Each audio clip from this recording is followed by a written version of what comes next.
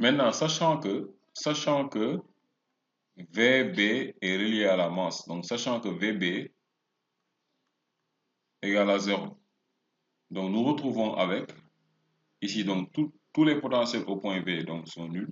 Donc on a VA égale à R2, R2I2 plus E1, VA égale moins R1I plus E1, VA égale à RI. Donc on a la relation 4, 5, 6. Donc de ces relations-là, on peut tirer la valeur de chaque courant. Donc de la relation 6, on voit que I égale à VA sur R. De la relation 5, on voit que I, donc ça c'est I, donc là c'est I1, voilà. Donc I1. Là, de la relation 5, on a I égale à E1 moins VA sur R1. Et de la relation 4, on voit que I2 égale à VA. Donc là aussi, je pense qu'il y a une erreur de signe, c'est E2. Donc là, c'est E2. Donc là,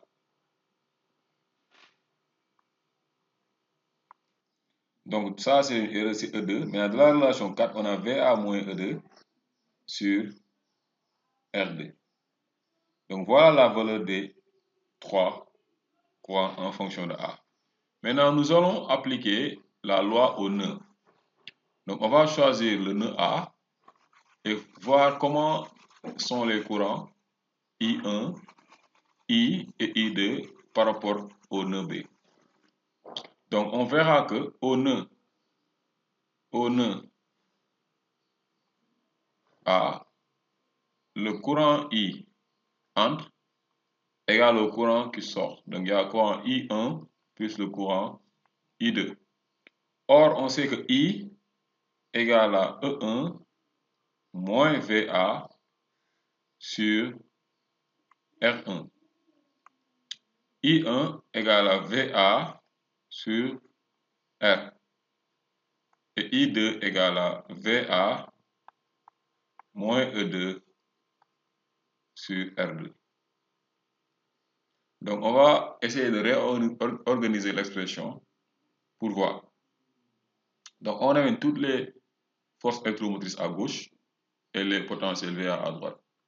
Donc, on aura E1 sur R1 moins VA sur R1 égale à VA sur R plus VA sur R2 moins E2 sur R2. En ramenant tous les rapports, donc tous les rapports E2, RE sur R, nous aurons E1 sur R1 plus E2 sur R2 égale à VA sur R plus VA sur R2 plus VA sur R1. En factorisant par VA, nous aurons VA facteur de 1 sur R plus 1 sur R2 plus 1 sur R1 égale à E1 sur R1, E2 sur R2. Finalement, donc, à la fin, nous allons trouver VA égale à E1 sur R1 plus E2 sur R2 divisé par 1 sur R plus 1 sur R2 plus 1 sur R1. Donc, connaissant l'expression de VA, on va remplacer VA dans chaque expression. Donc, ici, on va remplacer VA par son expression, VA par son expression, et VA par son expression pour trouver la valeur de chaque courant. Donc, ce que vous devez faire par la suite, vous remplacez l'expression de VA dans E1 pour trouver E1, VA dans I pour trouver I, VA dans I2 par ici pour trouver I2. Donc, prenez chaque fois l'expression de VA, donc vous la remplacez dans l'expression de chaque courant pour trouver la valeur de chaque courant. Donc, évidemment, vous verrez que la relation sera un peu plus longue, ça va être une expression très longue, mais bon, sachez qu'après avoir déterminé VA, il faudra remplacer l'expression de VA dans chaque expression du courant pour trouver la valeur de chaque courant. Voilà, ce qui met fin à la vidéo. Merci et à bientôt.